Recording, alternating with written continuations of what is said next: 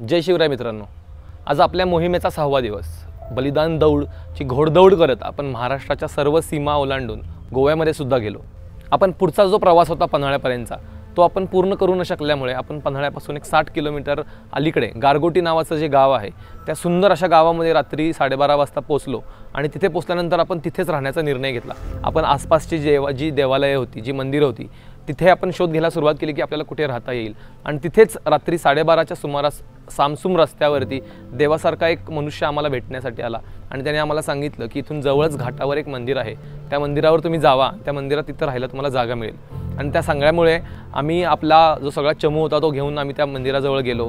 रात्रीच्या अंधारामुळे आम्हाला तिथे फार काही गोष्टी समजल्या नाहीत, परंतु तिथे आम्ही कसाबसा आपला तंबू लावला आणि लवकर झोपलो, कारण सकाळी लवकर उठून परत पन्हाळ्याचा प्रवास चालू करायचा होता। सकाळी उठल्यानंतरच आपल्याला लक्षात आलं की ती नदी जी आहे आणि तो जो घाट जो आहे तो वेदगंगा नावाच्या नदीवर आहे आणि तिथे अनेक भाविक लोक त्या गंगेमध्ये स्नान करण्यासाठी येत होते आणि त्यातल्या अनेकांनी आम्हाला आग्रह केला की तुम्ही सुद्धा एवढ्या लांबून आला आहात तर या गंगेमध्ये स्नान करून जावा। आम्ही तिथे आंघोळ केली आणि एका कोणत्या तरी मोठ्या तीर्थक्षेत्रावर आल्याचा तो भास आम्हाला सर्वांना झाला।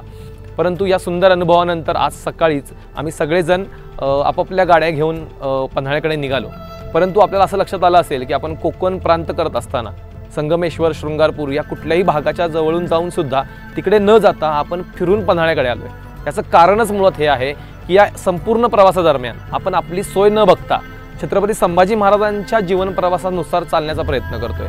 त्यामुळे संगमेश्वर ही अत्यंत शेवटच्या टप्प्यातील घटना असल्यामुळे आपण तिकडे न जाता आपण गोव्याच्या जुवे किल्ल्याकडे गेलो आणि तिथून पन्हाळ्याकडे आलो आहोत। आता घाटमाथ्यावर येऊन पुन्हा आपल्याला आपला प्रवास हा शृंगारपुराकडे न्यायचा आहे, परंतु तत्पूर्वी पन्हाळगड इतके महत्त्वाचे का आहे, छत्रपती शिवाजी महाराजांची पन्हाळगडावरची घटना विशेष असताना संभाजी महाराजांचं असं काय घडलं पन्हाळगडावर, हेच आज आपण समजून घेणार आहे। आता आपण पाहूयात की पन्हाळ्यावरती संभाजी महाराजांच्या कोणत्या पाऊलखुणा आपल्याला वेचायला मिळतात आणि त्यांचे कोणते विशेष स्वभाव गुण आपण आत्मसात करतो। जय शिवराय।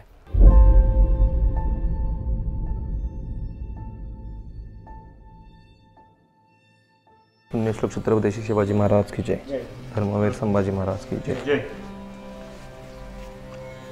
तर आपण विजयदुर्गपर्यंत ज्या घटनांपर्यंत आलो होतो, म्हणजे छत्रपती संभाजी महाराजांचा लहानपणीचा काळ बघितला, बालपणाचा काळ बघितला, त्याच्यानंतर आपण त्यांच्या युवराज पदापर्यंतचा काळ बघायला सुरुवात केली होती आणि युवराज पदाचा काळ बघितल्यानंतर आपण त्यांच्या 77-78 पर्यंत येणाऱ्या ज्या घटना होत्या त्या सगळ्या पाहिलेल्या की तोपर्यंत संभाजी महाराज कशा पद्धतीनं वागत होते, युवराज पदाची भूमिका कशी बजावत होते, युवराज पद म्हणजे नेमकं काय, युवराज पदाचा अर्थ काय, हे सगळं आपण विजयदुर्गावर पाहिलं। आणि शिवाजी महाराज दक्षिण दिग्विजयाला संभाजी महाराजांना सोबत घेऊन गेले आणि शृंगारपुराला थांबवलं, तिथपर्यंत आपण गोष्ट आपली थांबवलेली होती।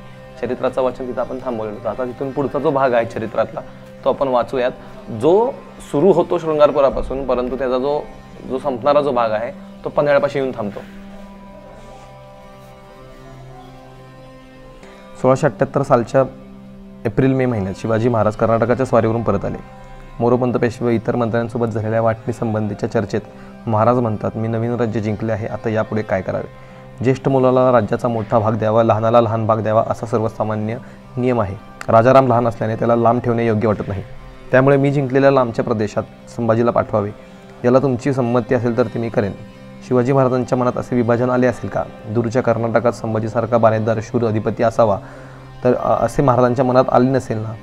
यावर मोरोपंत म्हणतात, रायगड आणि महाराष्ट्राची इच्छा संभाजी करीत आहे, महाराजांचा मुलगा म्हणून आम्ही त्याला मान देतो। नमस्कार करायला गेलो तर तो आमचा उपहास करतो। मोरोपंतांनी संभाजीच्या कागड्या महाराजांच्या कानावर घातल्या। कराच्या बाबतीत संभाजी प्रजेला सूट देत असल्यामुळे राज्याच्या महसुलात तूट पडते। एवढेच नव्हे तर मोरोपंतांच्या कानावर आलेली पण संभाजीने गुप्त ठेवलेली त्याची मुघलांशी गट्टी महाराजांच्या कानावर घातली। अधिप दिलेंद्र आपला शत्रू, त्यात संभाजी त्याला मिळाला तर आपली काय स्थिती होईल। संभाजी साहसी आहे, तो यवनांकडे जात आहे, अजूनही काही घडले नाही, तोपर्यंत आपण काहीतरी हालचाल केली पाहिजे असे मोरोपंत म्हणताच महाराज अत्यंत दुःखी झाले। अश्रू ढाळीत लेखणी हातात घेऊन त्यांनी संभाजीला आदेश दिला, प्रजेला अभय देऊन कर वसुलीत प्रतिबंध करतोस, मंत्र्यांचा अपमान करतोस, तरी तू शृंगारपूर सोडून सज्जनगडला जा। शिवदिग्विजय बखरकार याच प्रकरणात संभाजी रामदासांजवळ काही शिकला नाही म्हणून म्हणतात। ते खरे असते तर महाराजांनी त्याला पुन्हा सज्जनगडावर पाठवला असता असे वाटत नाही। शृंगारपूरपेक्षा सज्जनगडावर संभाजी चांगल्या देखरेखीत राहील असे जर त्यांना वाटले नसेल ना। महाराजांच्या आज्ञेनुसार संभाजी दिनांक 3/11/1678 पूर्वी केव्हा तरी सज्जनगडला गेला। देवस्थाने, मठ, मशिदी यांना अनेक गावी जमिनी दिल्या जातात, त्यात पड जमिनी इनाम दिल्या जातात, त्या पुन्हा लागवडीत आणाव्या असा हेतू असे. सातारा जिल्ह्यातील निंब गावातील सदानंद गोसावी यांच्या मठाला मिळालेल्या अशा जमिनीपैकी खुद्द निंब येथील अर्धा चाहूर जमीन 74-75 ही 2 कर्वे पडतच राहिली होती. दोन्ही वर्ष किर्दीच्या प्रश्नावर पुढील वर्षी सनद होईल असे सांगण्यात आले, तरी गोसाव्याने ती विहितीला आणली नाही. त्यामुळे इनाम मना करण्यात आला.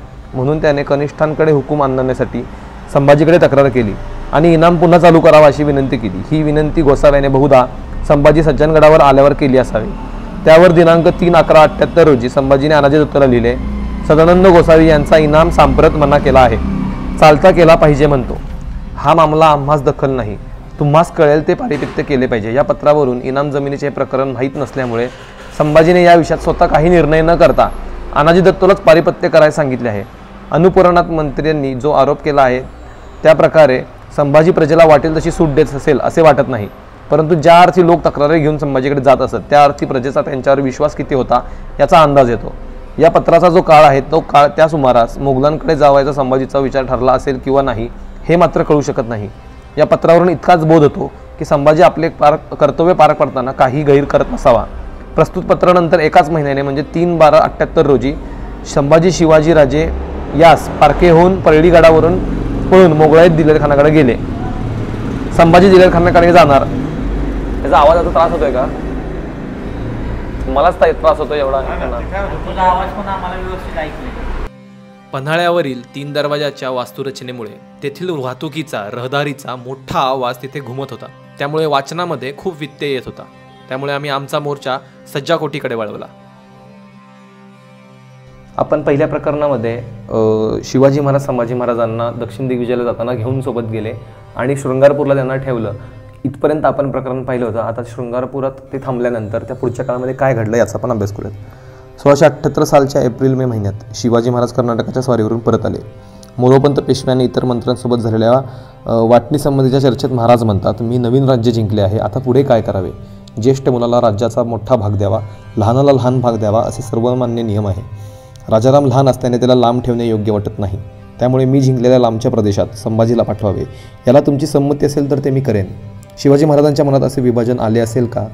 दूरच्या कर्नाटकात संभाजीसारखा बाणेदार व शूर अधिपती हवा असे तर महाराजांच्या मनात आले नसेल ना? त्यावर मोरोपंत म्हणतात, रायगड आणि महाराष्ट्राची इच्छा संभाजी करत आहे. महाराजांचा मुलगा म्हणून आम्ही त्याला मान देतो. नमस्कार करायला गेलो तर तो आमचा उपहास करतो. मोरोपंतांनी संभाजीच्या कागळ्या करायला महाराजांच्या कानावर घातल्या.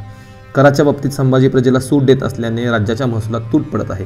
एवढेच नव्हे तर मोरोपंतांच्या कानावर आलेली पण संभाजीने गुप्त ठेवलेली त्यांची मुघलांशी गट्टी त्याने महाराजांच्या कानावर घातली. आधिप दिलेंद्र आपला शत्रू म्हणजे दिलेर खान, त्यात संभाजी त्याला मिळाला तर आपली स्थिती काय होईल? संभाजी साहसी आहे, तो यवनांकडे जात आहे, अजूनही काही घडले नाही, तोपर्यंत आपण काहीतरी हालचाल केली पाहिजे असे मोरोपंत म्हणताच महाराज अत्यंत दुःखी झाले. अश्रू ढाळीत लेखणी हातात घेऊन त्यांनी संभाजीला आदेश दिला की प्रजेला अभय देऊन कर वसुलीत प्रतिबंध करतोस, मंत्र्यांचा अपमान करतोस, तरी तू शृंगारपूर सोडून सज्जनगडला जा. शिवदिग्विजय बखरकार याच प्रकरणात संभाजी रामदासांजवळ काही शिकला नाही असे म्हणत असतात. पण ते खरे असते तर महाराजांनी त्याला पुन्हा सज्जनगडावर पाठवला असता असे वाटत नाही. शृंगारपूरपेक्षा सज्जनगडावर संभाजी चांगल्या देखरेखीखाली राहील असे तर त्यांना वाटले नसेल ना? महाराजांच्या आज्ञेनुसार संभाजी 3/11/78 पूर्वी केव्हा तरी सज्जनगडला गेला. देवस्थाने, मठ, मशिदी यांना अनेक गावे जमिनी दिल्या जात असत, त्यात पड जमिनीही दिल्या जात, त्या पुन्हा लागवडीखाली याव्या असा त्याचा हेतू होता. सातारा जिल्ह्याच्या निंब गावातील सदानंद गोसावी यांच्या मठाला मिळालेल्या अशा जमिनींपैकी खुद्द निंब येथील अर्धा चाहूर जमीन 1674-75 ही 2 वर्षे पडत राहिली होती. दोन्ही वर्षे किर्दीच्या प्रश्नावरून पुढील वर्षी सनद होईल असे सांगण्यात आले होते, तरी गोसाव्याने ती विहितीला आणली नाही. त्यामुळे इनाम मना करण्यात आला. म्हणून त्याने कनिष्ठांकडे हुकूम आणण्यासाठी संभाजीकडे तक्रार केली होती आणि इनाम पुन्हा चालू करावा अशी विनंती केली. ही विनंती गोसाव्याने बहुधा संभाजी सज्जनगडला आल्यानंतर केली असावी. त्यावर दिनांक 3/11/78 रोजी संभाजीने अनाजी दत्तूंना लिहिले, सदानंद गोसावी यांचा इनाम सांप्रत मना केला आहे, चालता केला पाहिजे म्हणतो. हा मामला आम्हास दखल नाही, तुम्हास कळेल ते पारिपत्य करावे. या पत्रावरून इनाम जमिनीचे हे प्रकरण माहीत नसल्याने संभाजीने या विषयात स्वतः काही निर्णय न करता अनाजी दत्तूलाच पारिपत्य करायला सांगितल्याचे दिसते. आता हा उल्लेख जो आहे ह्या पत्राचा, हे पत्र ओरिजिनल पत्र उपलब्ध असल्यामुळे आपल्याला हे सगळे डिटेल मिळतात. पण हे पत्राची तारीख बघा, 3/11 1678. म्हणजे काल आपण 77 पर्यंतचा भाग बघितलेला, हा 78 पर्यंतचा हा काळ आपल्याला पत्रातून दिसतोय. आणि 78व्या काळामध्ये ज्यावेळेस त्यांच्याकडे एखादा मामला येतोय, आपल्याला कळत होतं की मामल्यांचे डायरेक्ट निर्णय ते घेत होते याच्या आधी पण हा एवढा छोटा मामला असताना सुद्धा त्यात काही माहिती नसल्यामुळे किंवा डिटेल्स सोबत नसल्यामुळे त्यांनी तो मामला आनाजी पंतांना सांगितले की तुम्हाला योग्य वाटेल ते करा. युवराज पदावर असलेली व्यक्ती आनाजी दत्तोंसारख्या जर का व्यक्तीशी जर का त्यांचं भांडण असेल तर ते त्यांना असा सल्ला कधीच देणार नाहीत. म्हणजे आपण आपली सायकोलॉजी जर का विचार केली की ज्या माणसाशी आपलं पटत नाहीये त्या माणसाला आपण असला निर्णय घ्यायला भाग नाही पडणार. आपण म्हणू की मी राजा युवराज आहे, मी सांगेल ते करा. हा आविर्भाव संभाजी महाराजांचा जो आपण कॅरेक्टर आत्तापर्यंत इमॅजिन केलं त्यानुसार आपल्याला वाटतो. पण हे वाचल्यावर आपल्याला कळतं की समंजसपणाची भूमिका इथं ते घेत आहेत आणि ते अनाजी दत्तोंना सांगतात की तुम्ही घ्या. याच्या आधी संभाजी महाराजांवर वेगवेगळे आरोप अनाजी दत्तोंकडूनच आणि मोरोपंतांकडूनच लावले गेले हे आपण बघतो. असं असताना संभाजी महाराज कमीपणा घेत आहेत. म्हणजे युवराज असून सुद्धा आपल्या पदाचा वापर न करता त्यांना जो अधिकार त्यांना दिला आहे त्यांच्या अधिकारातली कामं त्यांना करू देत आहेत. फक्त काही गोष्टी ज्या आहेत ज्या प्रजेच्या राजा म्हणून ऐकून घेणं गरजेचं आहे त्या गोष्टींवरच ते न्याय निवड देत आहेत. त्यामुळं आदी मोरोपंतांनी केलेल्या कागळ्या किंवा आदी मोरोपंतांनी केलेल्या कंप्लेंट ह्याला कुठलाही अर्थ नाही हे सिद्ध करण्यासाठी हे पत्र माझ्या मते पुरेसं आहे. आणि मी नेहमी सांगत असतो की पत्र म्हणजे तुमचं आजचं व्हॉट्सअप चॅट आहे. आज जेव्हा तुम्ही एखाद्या माणसाशी व्हॉट्सअपवर चॅट करता त्यावेळेस तुम्हाला माहीत नसतं की हे कोण वाचणार आहे. पण ज्यावेळेस ते दुसरं कोणतरी तिसरं माणूस ज्यावेळेस असतो त्यावेळेस तुमच्या बोलण्याच्या भाषेवरून तुमच्या संभाषणावरून तुमच्यातला संबंध कसा आहे तुमचं कॅरेक्टर कसं आहे हे ओळखायला मदत होते. सेम पत्राची गत तीच आहे. पत्र वाचून तुम्हाला एखाद्या माणसाचा स्वभाव कळतो. त्यावेळेस त्यांनाही कदाचित माहीत नसेल की हे पत्र 300-350 वर्षांनंतर वाचलं जाणार आहे आणि त्याच्यावरून मला जज केलं जाणार आहे. परंतु एखाद्याचं कॅरेक्टर समजून घेण्यासाठी हे सगळ्यात उत्तम उदाहरण आहे. जसं आता आपले मोरोपंत म्हणतात की महाराज यांच्याकडे जाणार होते, मुघलांशी सैन्यान बांधत होते दिलेर खानाशी, पण महाराजांपर्यंत पण ही खबर गेलीच असणार ना. महाराजांचं हेर खातं तर तेवढं स्ट्रॉंग होतंच. हो, पण त्यांचं पत्रव्यवहार जो दिलेर खानासोबतचा चालू होता तर ह्याच्यामध्ये अनेक लेखकांच्या मते दुमतं अशी आहेत की शिवाजी महाराजांच्या संमतीने चालू होता. शिवाजी महाराजांनीच त्यांना सांगितलं होतं की काही काळासाठी त्यांना स्वराज्यावर येण्या, कारण का दिलेर खान मुघलांचा एक रिप्रेझेंटेटिव्ह म्हणून दक्षिणेत उतरला होता. शिवाजी महाराज अजून दक्षिणेत खाली गेले, बरोबर. म्हणजे या काळात जर का दिलेर खानानं आपल्यावर अटॅक केला असता तर आपल्याला त्या गोष्टींमध्ये बऱ्याचसं नुकसान झेलावं लागलं असतं. कारण का मागे फक्त संभाजी महाराज आहेत. बरं, संभाजी महाराज आणि अधिकाऱ्यांमधली वातावरण शिवाजी महाराजांना माहिती आहे, त्यामुळे ही शक्यता नाकारता येत नाही. आता आपल्याला कसं हे एक पत्र मिळालं म्हणून आपण एखादा मुद्दा डायरेक्ट खोडून काढला, पण असं ऑफिशियल आपल्याला कुठलं पत्र मिळत नाही की ज्यात शिवाजी महाराजांनीच हे संभाजी महाराजांना सांगितलं असं की संबंध मेंटेन ठेव आणि त्यांना दिलेर खानाला जरा झुलतं ठेव. आणि हे शिवाजी महाराजांनी स्वतः केले. औरंगजेबासोबत किती वेळा केलंय, औरंगजेबाला झुलतं ठेवलंय. तसंच त्यांनी दिलेर खानाशी असं केलं नसावं. आता आपण असं म्हणायचं का की औरंगजेबाच्याकडं महाराजांनी असं पत्र पाठवलंय की सॉरी मी तुम्हाला न सांगता चुकून आलो, आता इथून पुढे आपण सगळ्या गोष्टी व्यवस्थित पार पाडू, याचा अर्थ ते त्याला मिळणार होते? संबंधच येत नाही. असं महाराजांनी कित्येक जणांशी केलंय. त्याला तह म्हणतात. आणि तहाच्या अटीन कशा फॉलो करायच्या कशा नाही फॉलो करायच्या हे आपण आतापर्यंत बघत झालंय. ते दक्षिण दिग्विजयला गेले त्यावेळेसच दिलेर खाना काही गेलेत ना, कारण का त्याला धोका होता ना. नाही, हो, दिलेर खाना येईपर्यंत नाही गेलेत. म्हणजे महाराज जाऊन आले की मग गेलेत. महाराज येईपर्यंत ते तिथंच आहेत आणि त्याच्यानंतर ते गेलेत. पण त्याचं पत्रव्यवहार चालू होता की बरं, तो पत्रव्यवहारांमध्ये असा कुठं नाहीये की बाबा मी तुमच्याकडे येतो किंवा काय, पण त्याच्यामध्ये आपल्याला असं वाटू शकतं ना की संभाजी महाराजांनी एक वेगळी बाजू मांडून दिलेर खानाला झुलतं ठेवलं असावं की माझ्या बरोबर असं काहीतरी. संभाजी दिलेर खानाकडे जाणार याची कल्पना शिवाजी आणि अनाजी त्याच्या मंत्र्यांना होती अशी अनुपुराणावरून दिसते. त्यांनी आणि स्वतः शिवाजीराजांनी संभाजीला या कृत्यापासून परावृत्त करण्याचा काही प्रयत्न केला किंवा नाही हे मात्र कळत नाही. शिवाजी एप्रिल-मे मध्ये कर्नाटकातून परत आले आणि संभाजी डिसेंबरमध्ये गेला. या 6 महिन्यात पितापुत्रांची गाठभेट झाली होती किंवा नाही याचाही कागदोपत्री पुरावा उपलब्ध नाही. या अत्यंत महत्त्वाच्या मुद्द्याचा परमानंद काव्यात कोणताच उल्लेख नाही याचे आश्चर्य वाटते. शिवाजी महाराज या बाबतीत मंत्र्यांवर अवलंबून राहिले असतील असे त्यांच्या जीवनाचा विचार करता मान्य करवत नाही. त्यांनी स्वतः काही हालचाली करून काही पाळत ठेवली असेल काय? या सर्व विषयात इतिहास आज जरी अंधारात असला तरी त्या अंधारात चाचपडत क्वचित ठेचकाळत इतिहासकारांना जावे लागेल हे इतके खरे. आणि ज्या शिवाजी महाराजांनी आपल्या राजकीय जीवनाला जगाला थक्क करून सोडणारे यश मिळवले त्या प्रभावी व्यक्तिमत्व असलेल्या पित्याला आपल्या मुलाला प्रतिबंध करता आले नाही याचेही आश्चर्य वाटल्यापासून राहत नाही. मंत्र्यांच्या मतावर विश्वास टाकून संभाजीला वळविण्याचा प्रयत्न झाला असेल किंवा प्रयत्न करूनही संभाजीने वडिलांचे ऐकले नसेल काय? राजाच्या युवराजपदाचा शत्रुपक्षाला मिळणे हे काही दुर्लक्ष करण्यासारखी गोष्ट नाही. त्यामुळे महाराजांनी या गोष्टीकडे दुर्लक्ष केले असेल असेही वाटत नाही आणि हे विचार मनाला पटत नाहीत. शिवाजी महाराजांच्या आज्ञेनुसार संभाजी शृंगारपुराहून सज्जनगडावर गेलेला दिसतो. आता इथे अजून एक गोष्ट जाणवते काय की त्यावेळेस दिलेर खानाचं जे ठिकाण होतं ते साताऱ्यापासून जवळच होतं आणि साताऱ्यापासून जवळ असलेल्या ठिकाणावरती तो राहतोय दिलेर खान, ज्याच्याशी संभाजी महाराजांचे संबंध आहेत असे मंदिर त्यांना शिवाजी महाराजांना ऑलरेडी सांगतायत. आणि संभाजी महाराज आहेत ते शृंगारपुरात आहेत, म्हणजे तळकोकणात स्वराज्याच्या एकदम आत आहेत. असं असताना शिवाजी महाराज आदेश देतात की तू सज्जनगडावर जाऊन राहा. सो हा सुद्धा अनेकांना एक डोक्यात प्रश्न पडणारी गोष्ट आहे की शिवाजी जर का संभाजी जर का दिलेर खानाला मिळणार अशी शंका जर का सगळ्यांना होती तर असं का सांगितलं की सज्जनगडला जाऊन राहा? भले चालेल समर्थांकडे जा म्हणून पण सज्जनगडापासून जवळच दिलेर खानाची ठाणी होती आणि दिलेर खान जवळच्याच भागात होता. तर जवळच्या भागात असतानाच संभाजी महाराजांना त्याच्या अजून जवळ पाठवणं हे कितपत विचारपूर्वक आहे किंवा कितपत त्याच्यात मेक आहे किंवा त्याच्यात काही हिडन अजेंडा आहे का किंवा त्या पत्रामध्ये काही छुपा संदेश आहे का?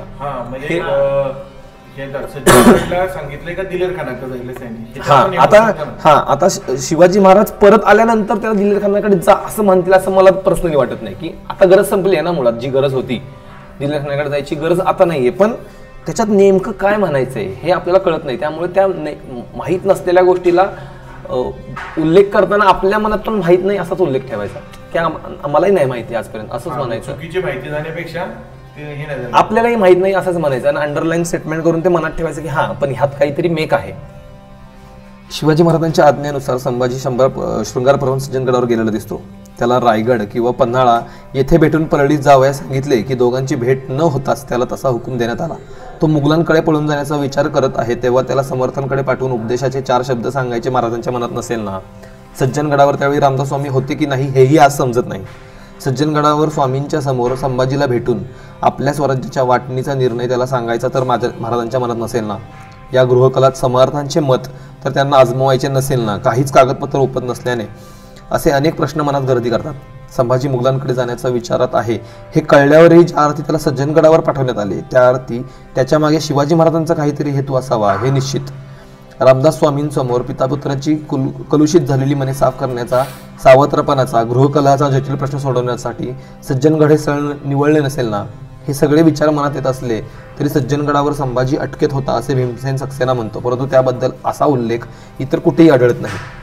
आता ह्याच्या आधी आपल्याला ही पार्श्वभूमी लक्षात घ्यायची आहे की शिवाजी महाराज जेव्हा शृंगारपुरात संभाजी महाराजांना ठेवून गेलेत, दक्षिण दिग्विजय करून आल्यानंतर त्यांची भेटच नाही होत, चुकामुक होऊन ते डायरेक्ट रायगडला आलेले आहेत आणि त्याच्यानंतर संभाजी महाराजांची भेट होण्याऐवजी डायरेक्ट संभाजी महाराज त्यांना असं पत्र जातंय की तू सज्जनगडावर जा.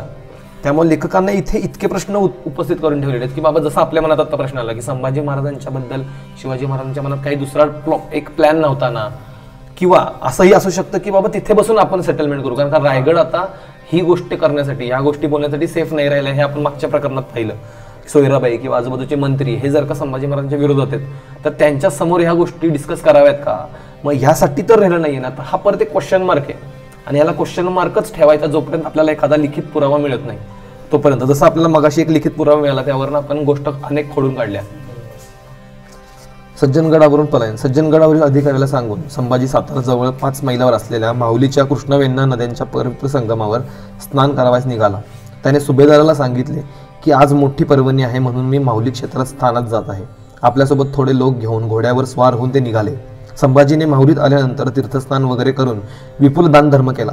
त्यांनी गडावरून बरोबर आणलेल्या माणसास सांगितले, तुम्ही आता परत जा. किल्लेदाराला आणि महाराजांना कळवा, मी मुघल सैन्यात गेलो आहे, मी दिलेंद्राकडे जात आहे. सह्याद्रीला पिडण्यासाठी जिंकून घेण्यासाठी परत येईल. संभाजीने आपल्या अनुयायांना सांगितले की जगायची इच्छा असेल तर माझा पाठलाग करू नका, परत जा. अशा रीतीने संभाजी महाराज स्वराज्यातून शत्रुगोटात सामील झाले.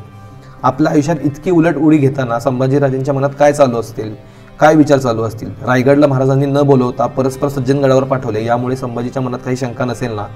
त्याला आपल्या वडिलांचा आधार तुटला असे वाटून हताश झाला नसेल ना? तो विजापूर किंवा गोवळकोंड्याकडे न जाता मुघलांकडे का पळाला? दिलेर खानच त्याने का निवडला? वयाच्या 8व्या वर्षापासून तो शिवाजीचा प्रतिनिधी म्हणून मुघलांचाच मनसबदार झाला होता. त्याने औरंगजेबाचा दरबार पाहिला होता. मनसबदार म्हणून 65, 66 आणि 67, 68 मध्ये तो मुघलांकडे देखील राहिला होता. ज्यावेळी शिवाजीराजे मुघलांशी तह करीत किंवा तहाची बोलणी करत त्यावेळी त्यांनी संभाजीराजेंना बादशाही मनसबदार म्हणून धाडण्याचे ठरवलेले आहे. या पार्श्वभूमीवर तो कदाचित स्वतंत्रपणे मनसब किंवा जहागीर मिळवण्यास किंवा स्वतंत्रपणे स्वतःचे कर्तृत्व दाखवण्याच्या विचाराने तर दिलेरखानाकडे गेला नसेल ना. शिवाजीराजे संभाजीला मुघलांकडे जाऊ देण्याच्या विचारापासून परावृत्त करू शकले नाहीत की त्याला अडवू शकले नाहीत. पण गंमत अशी, संभाजी ज्या स्वतः राज्यावर आल्यानंतर राजाराम राजे मुघलांकडे जहागिरीच्या आशेने निघाले असताना संभाजीराजांनी त्यांना पकडून अटकेत ठेवले आहे. आता इथे परत अनेक क्वेश्चन मार्क आपल्याला इथे या अभ्यासकांनी इथं मांडून ठेवलेले आहेत की तुम्हाला एका माणसाचं एका घटनेवरून कॅरेक्टर ठरवणं कधीच शक्य नाही. म्हणजे आपण बघितलं की जे संभाजीराजे शिवाजी महाराजांच्या आदेशानुसार सज्जनगडला गेले, सज्जनगडवरून थेट ते अतनीला जाऊन दिलेरखानाला मिळत आहेत, तेच संभाजी महाराज ज्यावेळेस राजाराम राजे हेच कृत्य करतात त्यावेळेस त्यांना पकडून ठेवतात. राजाराम महाराज किती साली करीत होते? जाण्याची गोष्ट करत होती ज्यावेळेस त्यांना नजरगैरे ठेवून आलेलं किल्ल्यावर आल्यावर त्यावेळेस. म्हणजे जेव्हा राजाराम राजांना कळून चुकलं की आता पुढे त्यांचं राज्यपद होत नाही, 81-82 नंतरचा विषय, राज्याभिषेकानंतरचा. पण ते काय त्यांचं डोकं नसणार, त्यात पण सोयराबाईंचं फिडिंग असणार. सो हे लक्षात येतं ना आपल्याला इथे की मुघलांबद्दल प्रेम आहे म्हणून ते मुघलांकडे नाही गेलेत. तसं असतं तर मग नंतर शिवाजी महाराज गेल्यानंतर त्यांना मोकळीक होती, जाऊ शकत होते, स्वराज्य घेऊन गेले असते, स्वराज्य घेऊन गेले असते, पण तह केला असतात, काहीतरी सेटलमेंट केली असते. पण तसं काहीच नाही केलंय. याच्यावरून हे कळतं की कदाचित ते सर्कमस्टन्सेस आहेत ना अजूनपर्यंत पूर्ण उजेडत नाहीयेत, प्रचंड अंधारात असणाऱ्या त्या गोष्टी आहेत. संभाजी मुघलांना का मिळाला याची कारणे कागदपत्रात सापडतात. जिने शकावलीत आणि सभासद बकरीत संभाजी रुसून मुघलांकडे गेला असे म्हटले आहे. सुरतकर लिहितात, पण सर्वाची त्याची मनशांती अधिक ढळलेली जी गोष्ट की त्याचा पुत्र त्याच्यावर नाखुश होऊन बादशाही सरदार दिलेरखान याच्याकडे पळून गेला असून तो मुसलमान होऊ इच्छितो. या अर्थाची अनेक माहिती फ्रान्सिस मार्टिन या फ्रेंच गव्हर्नरने दिली आहे. या चारही उल्लेखात विशेष फरक नाही. सर्वांनीच संभाजी वडिलांवर रागावून मुघलांना मिळाला असे म्हणले आहे. इंग्रजांनी संभाजी मुसलमान होऊ इच्छितो असे म्हणले असले तरी या विधानाला त्यांच्याजवळ काय आधार होता हे कळत नाही व त्या म्हणण्याला अर्थही दिसत नाही. त्याशिवाय मुतासिन उल सलातीन मध्ये संभाजी मुघलांकडे जाण्याचे कारण अगदीच वेगळे दिले आहे. शिवाजी कित्येक कामांबद्दल संभाजी त्रासून कंटाळला होता. या दिवसात सुरनीस यांच्या कन्येवर संभाजीचे फार आशोक होता, म्हणजेच लुब्ध झाला होता. येणेकरून शिवाजी मनात फार वाकडेपणा येऊन शिवाजी अत्यंत त्रासला होता. शिवाजीने मनात आणले की संभाजीस हरेक बहाण्याने पकडून जीवे मारावा किंवा कैद करावा. संभाजी याने या शिवाजीचा इरादा ओळखून संशयिक झाला आणि दिलेरखानाकडे निघून जावे असा निश्चय केला आणि जातीने जाऊन पोचण्याआधी एक पत्र आम्ही आपल्याकडे येतो अशा मजकुराचे लिहून त्याने दिलेरखानाला पाठवले. त्यानंतर जातीनेही त्या पत्राचे लागोपाठच दिलेरखानाकडे निघाला. संभाजी आमचा आश्रय जोडण्याकरता इकडे येत आहे असे संतोषाचे वर्तमान दिलेरखानास कळतात संभाजी केव्हा येईल अशी मार्ग प्रतीक्षा करत बसला. इतक्यात शिवाची बातमी समजली की संभाजी यांनी दिलेरखानाकडे निघून जाण्याचा निश्चय करून दिलेरखानाकडे चालता झाला आहे. त्यापुढे संभाजीस प्रत्यक्ष दिलेरखानाकडे गेला असे नमूद केले आहे. आता हे मुघलांकडची जी नोंद आहे त्याच्यातला उल्लेख आहे. पण आता हे वाचताना आपल्याला कळतंय की त्यांनी त्यांच्या हिशोबाने लिहिलंय, म्हणजे त्यांचं पर्स्पेक्टिव्ह ते अजून वेगळं आहे. म्हणजे प्रत्येकाने आपापल्या पर्स्पेक्टिव्हनुसार गोष्टी लिहिल्यात इतिहासात, हे आपल्याला आता पण कळतंय. म्हणजे एकच घटना आहे, पोर्तुगीज वेगळ्या घटना इंटेन्शनल लिहित आहेत, इंग्रज वेगळ्या ह्यानं लिहित आहेत, मुघल वेगळ्या ह्यानं लिहित आहेत. सो ह्याच्यावरून कळतं की घटना लिहिण्याचं जे प्रकार आहेत ते मला स्वतःच्या पर्सनॅलिटीवर अवलंबून आहेत. मला जे वाटते त्याचं मी ते पत्रात लिहिलं. मुघल 100% तसंच लिहिणार आहेत ना. मुघल अजून वेगळं ते साहजिक आहे. मुघलला माहित नाही ना काय झालेलं आहे काय नाही, येणार तेच लिहिणार आहेत ना. प्रत्येक जण आपल्या बाजूला थोडासा गोष्ट झुकणारही लिहिणार आणि तसंच आपल्या सगळ्यांच्या लिखाणातून दिसतंय. सोयराबाईला संभाजीस गादी मिळवून द्यायची नव्हती. गादी मिळावी म्हणून राजारामला चांगला ठरवून संभाजीला बदनाम करण्यासाठी सोयराबाईने गैरवर्तणुकीचा आरोप पसरवला असे वाटते. आता यात परत आपल्याला ते दिसतंय की चिटणीस बकरीत अजून वेगळं व्हर्जन भेटतं. याचा अर्थ प्रत्येकाने स्वतःचा राग व्यक्त करण्यासाठी, स्वतःचं मत मांडण्यासाठी आपापल्या हिशोबाने सगळ्या गोष्टी लिहितात. दिलेरखानाच्याकडचे माणसं वेगळं लिहित आहेत, मुघलांकडची वेगळं लिहित आहेत. चिटणीस वेगळाच लिहितोय. चिटणीस आला तर काळी नाही माहिती, तो म्हणते औरंगाबादला जाऊन मिळाले आणि रायगडवरून गेले, ते रायगडवर तेव्हा नव्हतेच. म्हणजे ह्यातल्या कुठल्या गोष्टीला खरं म्हणायचं हे आपल्याला कळतच नाही. आणि ह्याच्यावरनं कळतं की हे जे लिहिलं गेलेलं आहे ते बरंचसं मनात स्वतःच्या मनातलं पेरून गोष्टी मांडलेल्या गेलेल्या आहेत. म्हणजे पत्राचा उल्लेख हा 70च खरा आहे, बकरीचा उल्लेख तसा येत नाही. बकरीचा उल्लेख घ्यायचाच नसतो. बकरीचा उल्लेख फक्त विचार कधी घ्यायचा की 4 बकरी आपल्याकडे आहेत, 4 बकरी एकत्र मांडायच्या आणि चारींमध्ये जर का घटना सेम आहे तर ती खरी मानायची. आता 4ही बकरींमध्ये एक गोष्ट समान आहे की ते त्यांच्याकडे गेलेत, पण ते जाण्याची कारणं प्रत्येकाने वेगवेगळी दिली, त्यामुळे ती सगळी कारणं खोडून टाकायची. एकच गोष्ट खरी म्हणायची की ते गेले होते एवढं तर खरं, त्याच्या मागचं रिझन आपल्याला माहित नाही आणि ह्यांनाही माहित नाही. चिटणीसाने असं का लिहिलंय? चिटणीसाने हे खूप नंतर लिहिलंय आणि चिटणीसाचा त्याच्याबद्दल राग होता. वेगळ्या पद्धतीने लिहिलंय. चिटणीसाचा संभाजी महाराजांच्या कॅरेक्टरबद्दलच राग होता मुळातच ती बखर लिहिताना. कारण बाळाजी आवजी चिटणीसांच्या त्या फॅमिलीमधला तो होता आणि बाळाजी आवजी चिटणीसांच्या फॅमिलीत नसल्यामुळे त्याला त्या गोष्टीबद्दल राग असणं साहजिकच होतं काही अंशी. आणि त्या गोष्टीनं त्या संभाजी महाराजांबद्दल एक गोष्ट तर खरी होती की ते गेलेत, मग त्या गेलेल्या गोष्टीला जरासं अजून तेल मीठ लावून सांगितलं तर भविष्यात संभाजी महाराजांची बदनामी होईल हे त्यालाही माहिती होतं. आणि अशाच प्रकारे बकरी त्याच्यासाठीच लिहिले होते ना, भविष्यात कळवून. 1979 ला दक्षिण दिग्विजय संपला. 78 ला नाही 79 78 ला गेले, 78 ला गेले. 79 ला संपला. 79 ला दक्षिण दिग्विजय संपला. जवळपास 75% फौज आहे ती दक्षिण दिग्विजयला होती, 25% स्वराज्यात होती फक्त. बरोबर. हे सुद्धा कारण असू शकतं ना, जी 2 वर्ष फौज तिथे दमली आहे त्या फौजेला आता थोडं विश्रांती द्यायसाठी दिलेर खानाला इथं काहीतरी होल्ड करून ठेवलं पाहिजे, हे सुद्धा कारण असू शकतं ना. हे दिलंच आहे ना मग अशी त्यांनी ते बोलतायत असे ना की शिवाजी महाराजांच्या डोक्यात काही प्लॅन नाहीये ना, दिलेर खानच्या जवळ का जायला सांगतायत. सज्जनगडावर जा असा उल्लेख आणि संदेश कदाचित हिडन मेसेज तर नाहीये ना.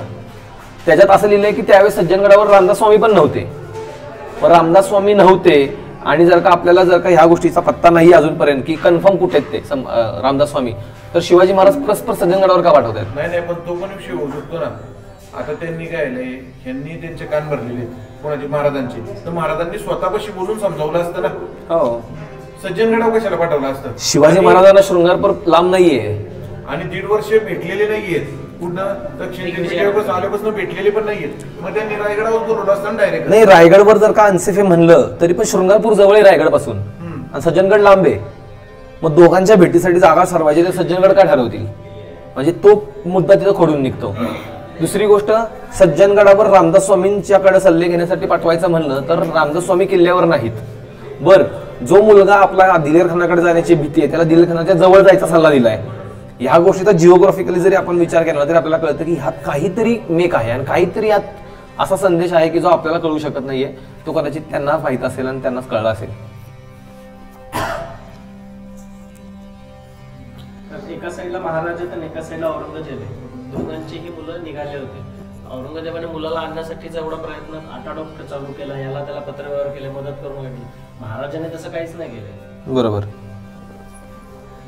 प्रत्यक्षात सज्जनगडावर संभाजी मुघलांना जाऊन मिळाला तेव्हा त्याच्याबरोबर त्याची पत्नी दुर्गाबाई आणि त्याची एक बहीण होती असे फारसी पात्रपत्रात म्हणले आहे. सन 1682 पर्यंत या दोघी अहमदनगरच्या किल्ल्यात होत्या.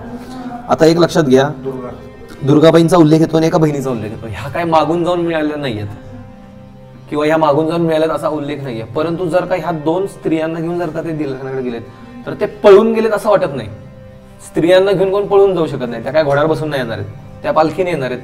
याचा अर्थ ते आता जो मगाशी उल्लेख आला की माऊलीला गेले आणि तिथून म्हणले की नाही तुम्ही आता निघून जावा आणि माझ्या मागाला तर प्राणाला मुकाल, ते आपल्याला दिसत नाही. ते आपल्याला इथं काय कळतंय की इथे आपल्याला दिसतंय की त्यांच्यासोबत 2 स्त्री आहेत.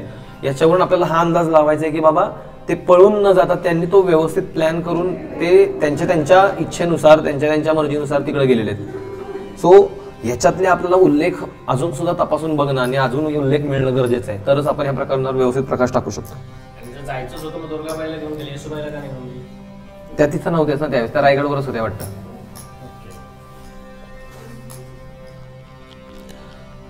संभाजीने तरुणात एखादा तरुण किंवा सुंदर मुलीवर नजर ठेवली असेल तर सोयराबाईने पराचा कावळा करणं ही संबोधनीय मानली पाहिजे. गादी मिळवण्यासाठी माणसे कोणत्या थराला जातात याचा इतिहासात अनेक उदाहरणे सापडतात. उमाजी पंतांच्या द्वारे सोयराबाईने संभाजीला व्यसनाधीन बनवल्याची गोष्ट प्रभुरत्नमाला या ग्रंथात दिलेली आहे. प्रत्यक्षात सज्जनगडावर संभाजी मुघलांना मिळाला तेव्हा त्याच्याबरोबर त्याची बायको आणि एक बहीण होती असे फारसी पात्रपत्रात म्हणले आहे. 82 पर्यंत या दोघी अहमदनगरच्या किल्ल्यात होत्या. त्यांना सोडवण्यासाठी संभाजीच्या हुकमाप्रमाणे मराठ्यांनी अहमदनगर किल्ल्यावर 2-3 वेळा हल्ले केले. त्यानंतर त्यांना दौलताबादला हलवण्यात आलेल्याचे दिसते. संभाजी, येसुबाई आणि गिरगोजी यादव यांनी दुर्गाबाईला सोडून आणण्याचे पुष्कळ प्रयत्न केले होते. 1716 साली यादव घराण्याच्या कागदपत्रात दुर्गाबाईला मातोश्री दुर्गाबाई असे म्हणले आहे. आता ह्याच्यावरून आपल्याला एक लक्षात येतं की ज्यावेळेस ते पळून आलेत परत रिटर्न त्यावेळेस ते धाकाधाकी झालेत हे आपल्याला माहिती आहे. विजापूरकरांच्या मदतीनं शिवाजी महाराजांनी त्यांना सोडवून आणलं हे आपण पुढे पाहूयातच. परंतु तेव्हा त्या दोघी नाही आहेत. याचा अर्थ तेव्हा हातघाईचा प्रसंग झाला आणि ते पळून आलेत असं होतं, आणि त्या दोघे अटकेतच राहिल्यात. त्यांची ती पत्नी कदाचित त्याचमुळे त्या पत्नीबद्दल फार आपल्याला उल्लेख मिळत नाही आणि त्यामुळे त्यांच्याबद्दल काय कळत नाही, परंतु त्यांना सोडवण्यासाठी गेलेल्या माणसांचा मिळतो आणि येसुबाईचा स्वतःचा त्यात हातभार आहे, त्यांना सोडून आणतात. याचा अर्थ त्या काही अशा ठेवलेल्या भटकीन वगैरे किंवा नाटक शाळेतल्या स्त्रिया पण नाही आहेत. येसुबाई जर का जातीनं त्यांना सोडून आणण्याचा प्रयत्न करतात दुर्गाबाईंना. संभाजीला शिवाजी महाराज त्याला चुकीबद्दल ठार मारणार होते असे मुतासिन उल सलातीन आणि चिटणीस बकरीत म्हणले आहे. तरी तो दिलेर खानाकडून परत आल्यानंतर महाराजांनी त्याला समोपचाराने, प्रेमाने, घरोब्याने वागणूक दिल्याचे कळते. त्यांनी व्यंकोजीला आपल्या भावाला लिहिलेल्या एका पत्रातच कळवले आहे.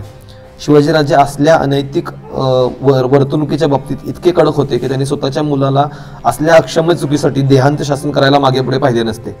या सर्व पुराव्यांचा विचार केल्यावर युवराज म्हणून तो कारभार करीत असताना संभाजीला रायगडवरील अधिकारात नाकारण्यात आल्यामुळे तो रागवला असावा. कदाचित त्याच्यावर खोटे नाटे आरोप करण्यात येऊ लागले असल्यामुळे, त्याला इतिहासात अज्ञात असा कोणता तरी मोठा अन्याय झाला असल्यामुळे तो रागावून मुघलांना मिळाला असावा असे वाटते. आता इथे हे ह्याच्या आधीचं जे वाचलं ना आपण ते चिटणीस सांगत होता, पण याच्यानंतर जे सांगितले ते इंटरप्रिटेशन आहे लेखकाचं. पण ह्याच्यामध्ये त्यांनी हे काय इम्प्लिमेंट केलेलं आहे की शिवाजी महाराज ह्याच्या आधी जे जे असे पळून गेलेले सरदार आहेत त्यांच्याबद्दल इतके कडक कठोर वागले असताना संभाजी महाराजांच्या बाबतीत उलटे वागले. त्याच्यावरून ह्या गोष्टीत पूर्णपणे ह्या अख्ख्या प्रकरणातच काहीतरी कुठेतरी लिकेज आहे. ह्या एवढ्या याच्यात गोपाळगडाचं पण प्रकरण झालं होतं ना, झालंच होतं. मग त्याच्यात आपले सैनिक मारले गेले होते, बरोबर, तर मोठी शिक्षा झाली असती संभाजी महाराजांना तशी. बरोबर, पण कदाचित त्या काळात अशा गोष्टी घडल्या असाव्यात की सगळ्यांनाच माहिती असावं की हे काय घडलंय, किंवा महाराजांनी गुप्तरीत्या आपल्या सवलच्या लोकांना सांगितलं असेल, अधिकाऱ्यांना, की हा असा असा विषय होता, हा असा असा विषय आपण हँडल केलेला, तर ह्या गोष्टीत जास्त वाच्यता करण्यात पण नाही. पण ह्या कुठल्याही गोष्टीचा पुढे आपल्याला रेफरन्स मिळत नाही आणि त्यांना सोडून आणण्यासाठी प्रयत्न स्वतः शिवाजी महाराजांनी केलेत. ते काय स्वतःच्या मर्जीनं नाही आलेत, पण वडिलांनी बोलवलं म्हणून ते लगेच परत पण आलेत. याच्यावरून आपल्याला हे लक्षात येतं की ते जर का वडिलांच्या आज्ञेनुसार गेलेत आणि वडिलांच्या आज्ञेनुसार आलेत, या दोन्हीमध्ये शिवाजी महाराजांचा हात नाही असं आपण कशावरनं म्हणायचं. आणायसाठी माणसं, विजापूरकरांची माणसं शिवाजी महाराज पाठवतात आणि तिथून त्यांना इकडे घेऊन येतात. जाताना त्यांना सांगतात की स्वतः तिकडे जा. याचा अर्थ शिवाजी महाराजांनी कुठल्या तरी गोष्टीतनं त्यांना त्या गोष्टीमध्ये इन्व्हॉल्ड असणं गरजेचं आहे, साहजिक आहे. फक्त त्याचे आपल्याला जोपर्यंत डिरेक्ट पुरावे मिळत नाही तोपर्यंत त्याच्या समोर क्वेश्चन मार्क असणं गरजेचं आहे. संभाजीने 1680 साली एका ब्राह्मणाला दान दिले होते. त्या दानपत्रात तो म्हणतो, मंत्र्यांच्या सांगण्यावरून मला राज्य दिले नव्हते. सावतराईच्या रागाने बापाने मला वाईट रीतीने वागवले, तरी मी रामचंद्राप्रमाणे वागलो. अर्धकोटीचे राज्य व किलेकोट असलेले राज्य टाकून मी थोड्या घोड्यांसह सैन्याला मिळालो. राज्यावर आल्यावर संभाजीने स्वतः केलेल्या दानपत्रात हे लिहिले असल्यामुळे त्याच्यावर अधिक करण्याचे कारणच उरत नाही. अर्थात कारणे काही का असेना संभाजी मुलांना मिळाला व त्याच्या आयुष्यातील ही घोडचूक ठरली यात काही शंका नाही.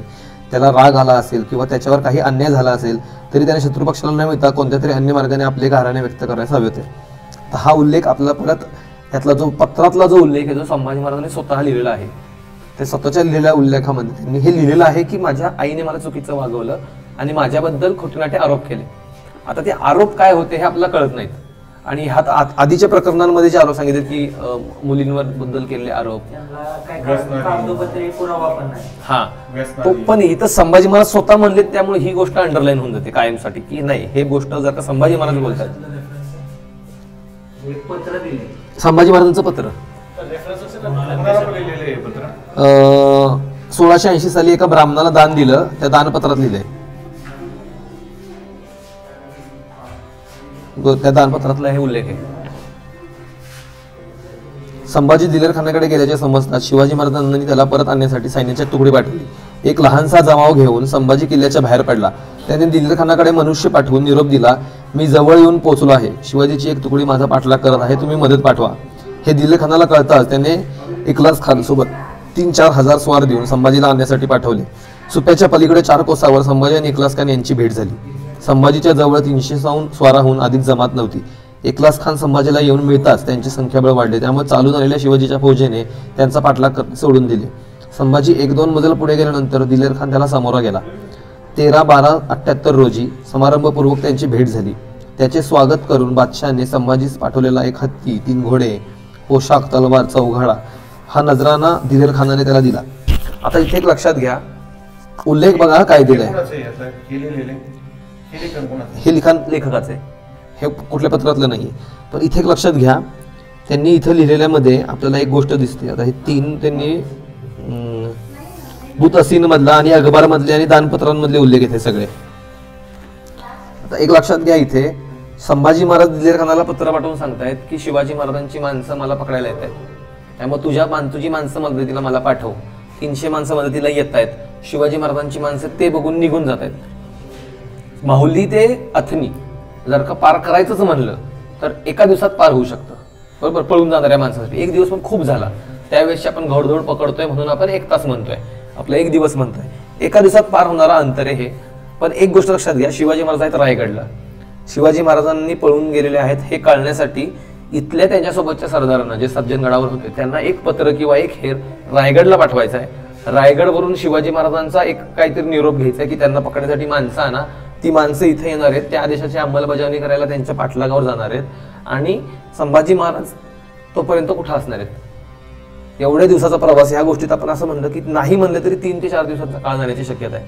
3 ते 4 दिवस संभाजी महाराज एवढूसा अंतर कापण्यासाठी का घालवत आहेत, हा एक विचार करण्यासारखी गोष्ट आहे.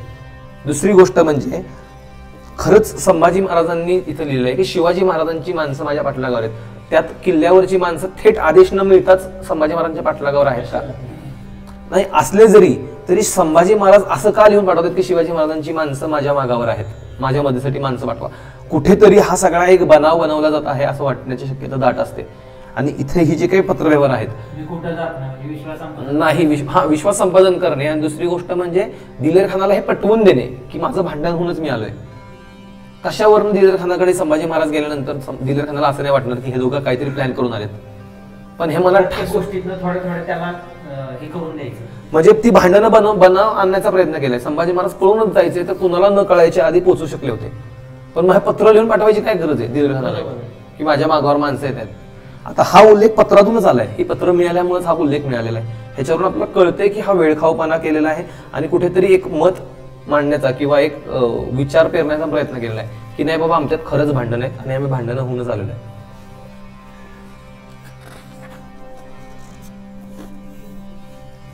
दिलेर खानाने संभाजी त्याच्याकडे आल्याचा फायदा घेऊन मराठी मुलकातील प्रदेश जिंकायला सुरुवात केली. त्या दोघांनीही काही गड घेतले. त्यात 3/4/1679 रोजी भूपाळगड जिंकला. शिवाजी महाराजांनी मांजऱ्यानजीक पर्वतावर एक मजबूत किल्ला बनवून त्याचे नाव भूपाळगड ठेवले होते. त्या किल्ल्यावर सामान सरंजाम आणि मालमत्ता ठेवण्यात आली होती. गडावर लढाऊ शिबंदी, शूरशिपायांचा पक्का बंदोबस्त होता. मुघलांचे फौज येत आहे असा पुकारा होताच. भयभीत होऊन तर्फे कसब्यातील गावोगावची माणसे सामान सुमानासह गडावर आश्रयास आली. दिलेर खानाने सकाळी किल्ल्याजवळ पोहोचून हल्ला केला. 2 प्रहर दिवसपर्यंत मोठी लढाई झाली. दोन्ही बाजूंची बरीच माणसे गेली. दिलेर खानाने 3/4/79 रोजी किल्ला घेऊन गडावरील माणसांचे सर्वस्व हरण केले. 700 माणसं कैद झाली. त्यातील प्रत्येकाचा एक हात कापून त्यांना सोडून दिले. गर्दीत पुष्कळ माणसे ठार झाली. शिवाजी महाराजांची 16,000 सैन्याची कुमक पोहोचण्यापूर्वीच किल्ला पडला. तरीही मराठी सैन्याने युद्धरचना करून किल्ला लढवण्याचे ठरवले. इरज खान आणि त्याच्या बाजीराव परांड्याकडून दिलेर खानाच्या फौजेत सामान सरंजाम आणीत असल्याचे मराठ्यांना कळत असे त्याच्यावर चालून गेले. दिलेर खानाने एकलास खानाला 1,500 सैन्यासह इरज खानाच्या मदतीस पाठवले. किल्ल्यापासून 6 कोसावर एकलास खान आणि मराठे यांच्यात मोठी लढाई झाली. इतरही अनेक चकमकी झाल्या. खानाने तोफखान्याची सरबत्ती केल्यामुळे अनेक मराठे ठार झाले. दिलेर खानाने किल्ला जिंकल्यानंतर तो पाडून जमीनदोस्त केला. अनुपुराणातील या वेळ्याचे वर्णन आहे. संभाजीने गडावर दूत पाठवून दिलेर खानाच्या प्रबळ सैन्यापुढे दुर्बळ असल्याने निष्कारण जीवाची व धान्याची हानी करून न घेता किल्ला खानाला द्यावा असा निरोप पाठवला. परंतु संभाजीचे म्हणणे न ऐकताच गडावरील प्रतिकाराची तयारी करण्यात आली. खानाचे व शिवाजीचे सैन्य आदिलशहाच्या सीमेवर आले. संभाजी घोड्यावरून आणि दिलेर खान हत्तीवरून जात असताना गडावरील लोकांनी प्रथम आगळीक केली. खानाचे सैन्य गडावर चालून गेले. गडावरून त्याच्यावर बाणाचा आणि दगडाचा थेट वर्षाव झाल्याने काही लोक जखमी झाले. फिरंगोजी नरसाळ्याने गड लढवण्याचा शक्य तितका प्रयत्न केला, परंतु खानाचे मोठे सैन्य आणि संभाजीचा पराक्रम यापुढे त्याला हार खावी लागली. त्याच सुमारास शहाजादा मुअज्जम दक्षिणेचा सुभेदार नेमण्यात आले. तो एप्रिल-मे 1980 रोजी औरंगाबाद येथे आला.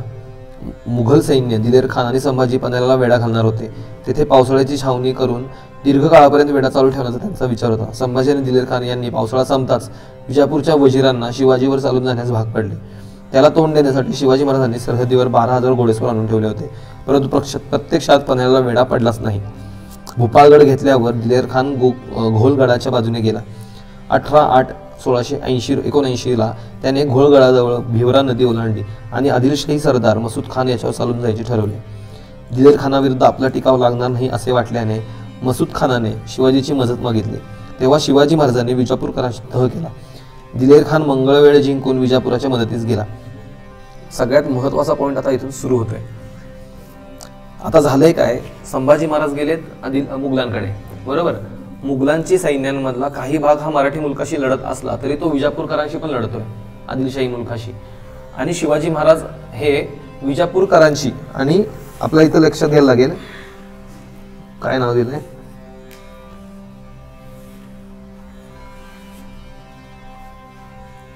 मसूद खान विजापुरी सरदार आहे, बरोबर. ज्या विजापूरकरांशी आदिलशाहीशी महाराज आयुष्यभर काढलेत, ज्या आदिलशहासोबत त्यांनी अनेक वेळेला, म्हणजे आदिलशहाला गिनलंच नाहीये.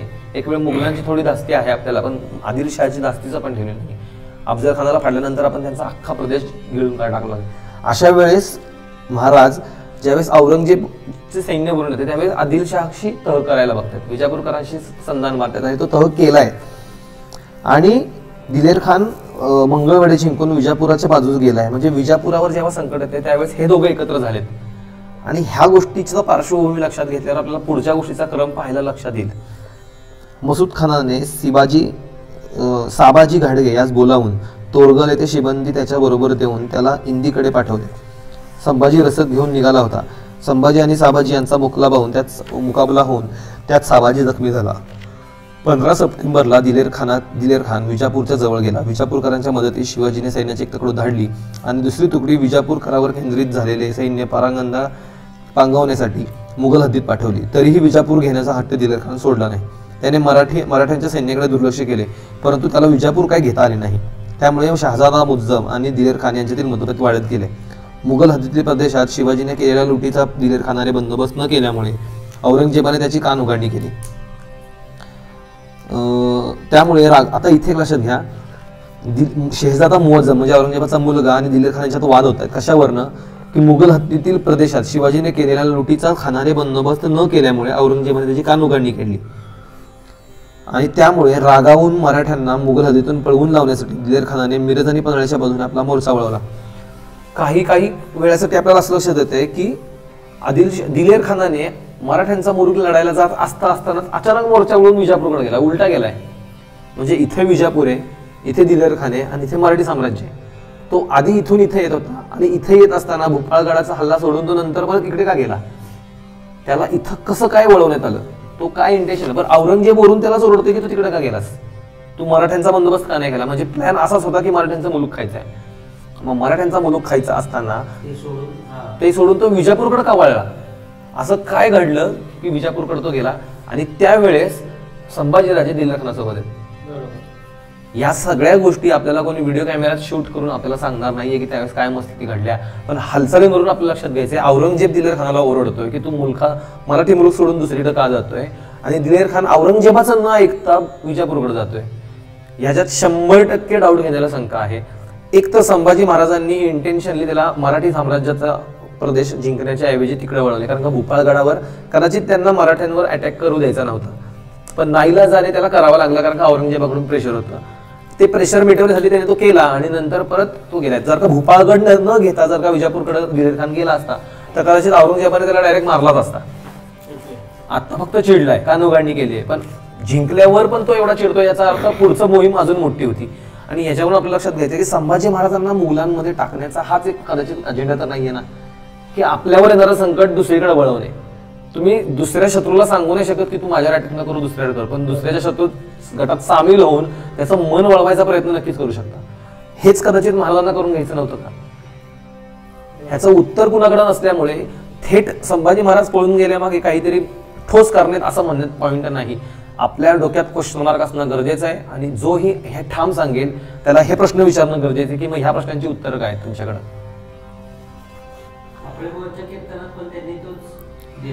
तोच दिलाय, पण शेवटी कसं आहे, जी लोक किल्ल्यावरची यांचे हात तोडले ती थोडे त्यांची संख्या कमी होती, पण ते जर झालं नसतं तर लाखोनी स्वराज्याची हानी झाली असती. बरोबर.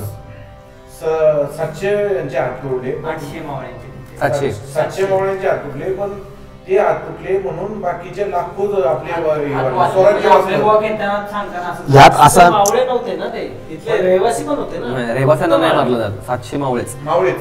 पण दुसरी गोष्ट लक्षात घेण्यासारखी अशी की कुठेतरी मागे मी एक असाही रेफरन्स वाचला होता की 700 मावळ्यांना मारण्याचा हुकूम दिला गेला होता, पण प्रत्यक्षात जेव्हा कापाकापी सुरू झाली तेव्हा संभाजी महाराजांनी दिलेखानाला थांबवलं होतं. पण याच्याबद्दल पण आपल्याकडे पुरावा नसल्यामुळे आपण ह्याचं स्टेटमेंट बनवू शकत नाही. पण ह्याच्या पुढे नाही याचाच रेफरन्स दिलेला आहे कीर्तनामध्ये. सो असंच आहे ना की गोष्टी ह्या क्वेश्चन मार्क मध्ये असताना आपण थेट कुठलं म्हणणं टाकणं बरोबर नाही. पण आपल्याला जिथं शंका आहे ना तिथं मग शंका सगळ्यावरच घ्यायची, एका गोष्टीवर शंका नाही घेतली. मग औरंगजेब दिलेर खानाकडे जाण्याच्या ह्या प्रश्नावर पण शंका घ्यायची, शिवाजी महाराज आणि संभाजी महाराजांच्यात काय गोष्टी झाल्या ह्याच्यावर पण शंका घ्यायची. पण एवढं आहे की इतिहास प्रत्येकाने सोयीनुसार मांडलाय आणि घडलेली घटना एकच असताना प्रत्येकजण वेगवेगळं लिहितो, याचा अर्थ प्रत्येकाची इच्छा वेगवेगळी लिहिण्याची. इच्छा आहे वेगळी आणि त्यांना मांडायचं वेगळ्या पद्धतीने. बरोबर.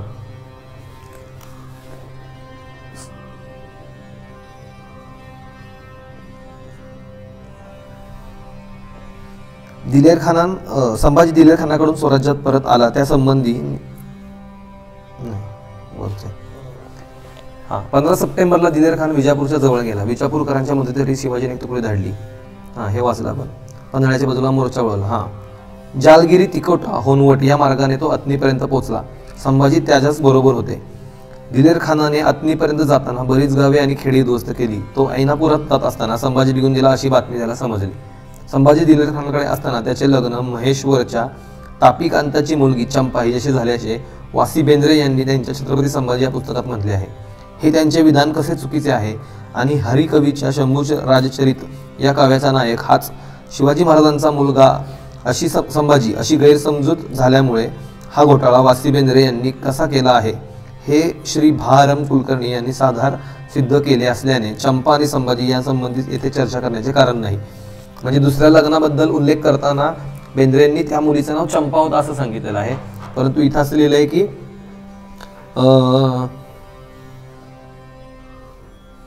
शंभू राजचरित या काव्याचा एक नायक होता, त्या काव्याचा नायकच संभाजी होते असं अशी चूक केल्यामुळे त्याला तिचं चंपाशी लग्न झाल्याचं सांगितल्यामुळे ते काव्यातल्या घटनेला ऐतिहासिक पुरावा म्हणून वासी बेंद्रेंनी ते लिहिलं, पण ते कसं चुकीचं आहे हे भारम कुलकर्णी यांनी ते खोडून काढले.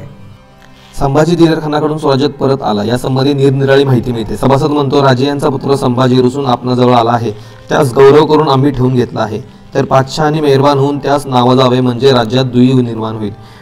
राज्यातील म्हणजे आपल्या राज्यात मराठ्यांच्या राज्यात दुई होईल. राज्यातील लष्कर उठून आपोआप येईल आणि किल्ले कोट साधतील म्हणून लिहिले. त्यावरून पातशाहांनी विचार केला की राजाचा पुत्र आला आहे, त्यास नावाजता पातशाहीत फेतवा करून बादशाही बुडवतील, नावाजू नये, हुजूर आणून कैद करावा. ऐसे विचार करून दिलेर खानास हुकूम दिला की संभाजी राजे यास घेऊन हुजूर येणे असे लिहिणे. तो अगोदर दिलेर खानाचा वकील बादशाहजवळ होता. त्याने हे वर्तमान खानास लिहून पाठवले. ते वर्तमान खानास कळतात संभाजी राजे सूचना करून पळविले. ते पळून पन्हाळ्यास गेले. आता हा तर म्हणतोय सभासद बकरीमध्ये की दिलेर खानानं संभाजी महाराजांना पळून जायला सांगितलं. सभासद बकरीतील दिलेर खानाने सूचना केल्यामुळे संभाजी पळाला असे लिहिले असले तरी संभाजी आणि दिलेर खान यांच्यात मतभेद सुरू झाले होते. संभाजी, दिलेर खान, सर्जा खान यांनी तिकोटा, होनवट, तेलंगणापासून अतनीपर्यंत गावे लुटताना अनेकांना कैद केले, हिंदूंचे हाल केले. तसेच संभाजी आणि दिलेर खान यांच्यात मतभेद झाले. सर्जा खानाने हिंदूचे केलेले हाल संभाजीस आवडले नव्हते. संभाजीने कैद सोडवावेत असा आग्रह धरल्यामुळे त्याचे दिलेर खानाशी मतभेद झाले. औरंगजेबाचा संभाजीला कैद करण्याचा हुकूम कळल्यावरही त्याचे मतभेद होण्याचा संभव होता.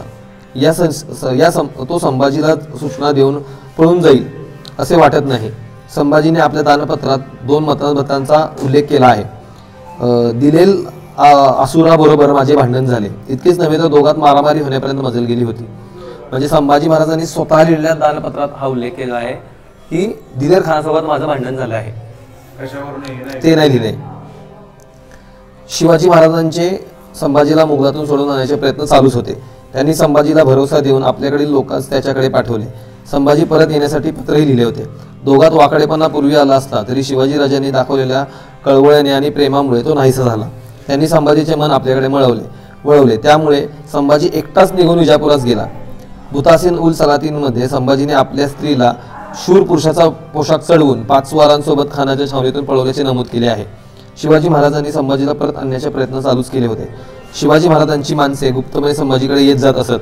विजापूरपासून 16 कोसावर अत्नी एक स्थळ आहे. जवळच जंगलात छावणी होती. तेथून शिवाजीच्या माणसांनी एक संध्याकाळी त्याला युक्तीने बाहेर काढले. दिलेर खानाने इतका बंदोबस्त केला असूनही इतक्या मोठ्यांच्या फौजेमधून 10 स्वारांनी संभाजी निघून गेला हे कसे कळले त्यास तपास लागत नाही. संभाजी विजापुरास गेला तेव्हा मसूद खानाने संभाजीला सामान सरंजाम पोशाख बिछाईती देऊन मदत केली. शिवाजी महाराजांनी विजापूरकरांवर दिलेर खान पूर्वी चालून जाणार होता तेव्हा मसूद खानास सहाय्य करून मैत्री संपादन केली होती. संभाजीला सोडवून आणण्यासाठी मसूद खानाचा उपयोग करून घेता येईल असे सहाय्य देताना महाराजांची कल्पना असावी. मसूद खान संभाजीला मदत करतो हे कळताच दिलेर खानाने अब्दुल रजाकला विजापुरास पाठवले. अब्दुल रजाक विजापुरास पोहोचतात संभाजी 300 घोडे आणि 1000 पायदळ सोबत घेऊन 21/12/1679 रोजी पन्हाळ्यास पोहोचला. आणि संभाजी महाराज मदत घेऊन डायरेक्ट पन्हाळ्यास पोहोचलेत. जाताना आधी गेलेत विजापूरकडे, म्हणजे ज्याच्याशी दिलेर खान भांडतोय त्यांना जाऊन मिळालेत पहिले. हां, म्हणजे स्वतः सेफ होत स्वराज्यात आले. म्हणजे आधी विजापुरात गेलेत उलट डायरेक्ट पन्हाळ्याला उलट आणि मग सेफ होऊन तिकडून गेलेत. संभाजी पन्हाळ्याला आल्याचे कळताच शिवाजी महाराजांना अतिशय आनंद झाला. मुलाची गाठ घेण्यासाठी ते पुरंदरवरून पन्हाळ्याला आले. दिनांक 13/1/1680 रोजी म्हणजे 21/12 संभाजी महाराज पन्हाळ्यावर आलेत की 13ला लगेच शिवाजी महाराज पुरंदरवरनं गेलेत. म्हणजे जाण्याला पण वेळ लागला असेलच ना, 10 दिवस पकडायचे आपण बातमी पोचेपर्यंत, मग निघेपर्यंत 10-12 दिवस गेलेत. म्हणजे इन्स्टंट ते निघाले. याचा अर्थ त्यांचं इन्स्टंट येणं 2च गोष्टींसाठी येऊ शकतं, एक तर प्रेमापोटी नाही तर रागापोटी. एवढी तातडी का करतील? जर का रुसले असते तर एवढ्या इन्स्टंट रिॲक्शन झाली असती का? रुसले असते तर त्यांनी त्याला गोष्टीवर थांबवत ठेवलं असतं. चिडून आले असते तर 2 महिने एकत्र राहिले असते. त्याचा आता उल्लेख पुढे येईल. महाराजांनी प्रेमाने संभाजीचा सत्कार करून त्याला राज्य देण्याचे आश्वासन दिले. या भेटीत पितापुत्रांचे बरेच बोलणे झाले.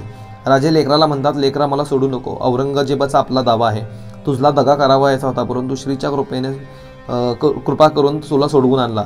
थोर कार्य झाले. आता तू ज्येष्ठ पुत्र थोर झालास आणि स्वतंत्र राज्य कर्तव्य हे तुझी चित्ती आहे असे आपणास कळते. तर मजला एक अगत्य आहे तरी तुलाही राज्य एक देतो. आपले पुत्र दोघेजण, एक तू संभाजी दुसरा राजाराम. ऐसियास हे सर्व राज्य आहे. यास 2 विभाग करतो. एक चिंदीचे राज्य, त्याची हद्द तुंगभद्रा तहत कावेरी एक राज्य आहे.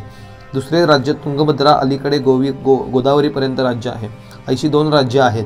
त्याला तू वडील पुत्र तुझला कर्नाटकाचे राज्य दिले. इतकडील राज्य राजारामास देतो. तुम्ही दोघे पुत्र 2 राज्य करणे. आपण श्रीचे स्मरण करून उत्तर सार्थक करीत बसतो असे बोलले. तेव्हा संभाजीराजे बोलले की आपण साहेबांच्या पायाचे जोड आहे. आपणास दूध भात खाऊन साहेबांचे पायी चिंतन करून राहीन असे उत्तर दिले. राजे संतुष्ट झाले. मग दोघे पितापुत्रे बसून कुलराज्य आपले देखील. म्हणजे इथं संभाजी आपल्याला सांगितलं गेलं आहे की ज्यावेळेस शिवाजी महाराजांनी, म्हणजे सभासद बकरीमधला हा उल्लेख आहे की ज्यावेळेस शिवाजी महाराजांनी बोलणी केली तहाची, म्हणजे आपल्या पार्टिशनची म्हणण्यापेक्षा वाटणीची, त्या वाटणीच्या बोलणीमध्ये संभाजी महाराज म्हणतात की मला राज्य नको, मला तुमच्यासोबतच ठेवा, काय असेल त्या गोष्टी आपण बघू. याचा अर्थ हा उल्लेख वाचून आपल्याला लक्षात येतो की संभाजी महाराजांना जर का राज्य पाहिजे असतं तर कदाचित या मॅटरनंतरच हे कुठले तरी राज्य त्यांनी घेतलं असतं. दोन्हीपैकी एक राज्य किंवा कुठलं तरी एक भाग, काही ना काहीतरी त्यांनी पदार्थ पडून घेतला असतं. राज्य पाहिजे नसतं, मोकळाकडे जायचं होतं त्यांना. बरोबर. कशाला गेले असते. आणि त्याच्यानंतर दुसरी गोष्ट काय कळते आपल्याला की शिवाजी महाराज त्यांना भेटायला रायगडवर नाही बोलत, पुरंदरवरही नाही बोलत, ते स्वतः पन्हाळ्यावर जात आहेत आणि पन्हाळ्यावर जाऊन त्यांची भेट घेऊन त्यांच्याशी ह्या गोष्टी डिस्कशन करत आहेत.